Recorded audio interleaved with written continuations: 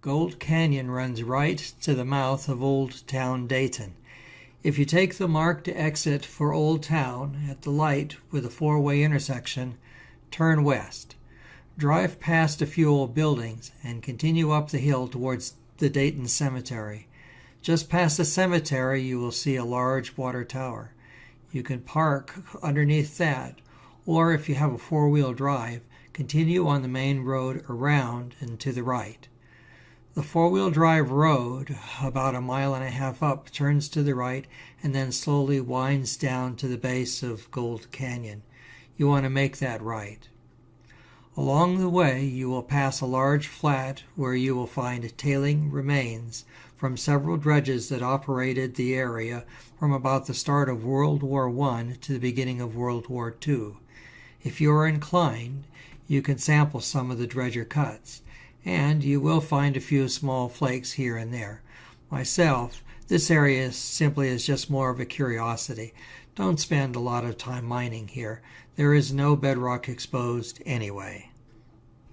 If you prefer to hike, park underneath the water tower, and as you initially round the canyon in a sharp turn in the road, make a cut overland and just head down a fairly steep hill.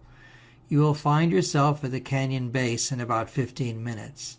From there, an old road or trail follows the creek both up and also a slight ways down where the creek terminates. Just before the base of the creek dumps into a small reservoir, note that the land becomes private and no mining is allowed. In this general area, the alluvial has a reported return of about 1 gram of gold per yard.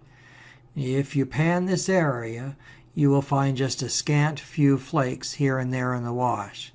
To find more, make absolutely sure you are immediately on top of bedrock. Don't be like this guy. I recommend heading up the creek.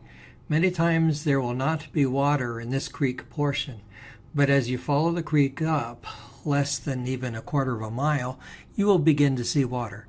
By 1/4 mile up, the creek may have a modest amount of water in it, certainly enough to run a power sluice, rocker, or pan. Water runs through this area from about the beginning of winter's first good rains in December to about May. If there is any snow melt around Virginia City, there will be enough water in Gold Canyon Creek to operate a sluice, relying simply on the creek for flow. If you wait for the creek to completely dry out, you can find gold in the bed. The further you travel upstream, the more bedrock you will find. Also, there is gold in benches above the creek, and many of these were prospected years ago. Like the bedrock at the base of the creek, more mining activity is found upstream. So there are several types of bedrock in the area. Here is an igneous type, which certainly deserves your attention. This type is found mostly at the base of the creek. The bedrock I have been finding gold in is purely sedimentary. It looks like this, a chalky white color which easily fractures. In the benches, this is the type of rock the old-timers were chasing. There is also a type of false conglomerate-type bedrock, which in many places overlays the other types we have already mentioned. Don't spend any time around this stuff. It is not directly associated with the ancient river channel that drove through this area. It just simply overlies it. So here along the trail, we see some of this sedimentary bedrock.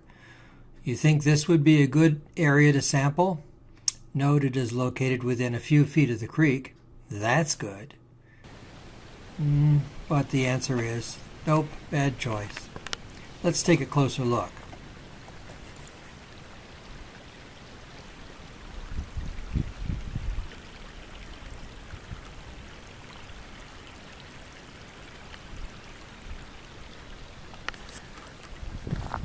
Can you see why now? Notice there is absolutely no river rock located over the top of the bedrock.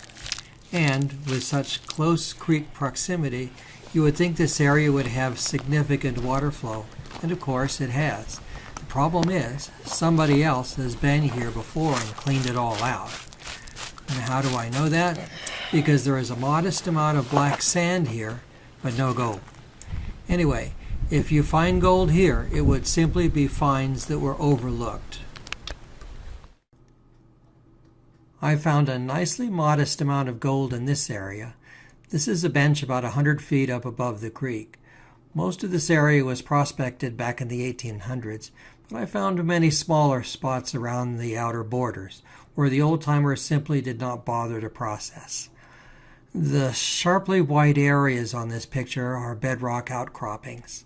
This area at the beginning of winter was completely clear. Within one winter, you can see how much sloughing there has been. And that's really important, something you want to watch for, the character of the sloughing in the rock deposits here. So we will cover that topic and a few others in part 2 of this Gold Canyon series. Also know that between the terminus of the creek and about 1.5 miles up, there are no claims.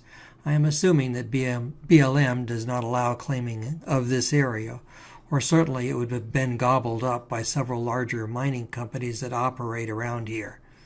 Anyway, here are some of my finds for this sloughed area.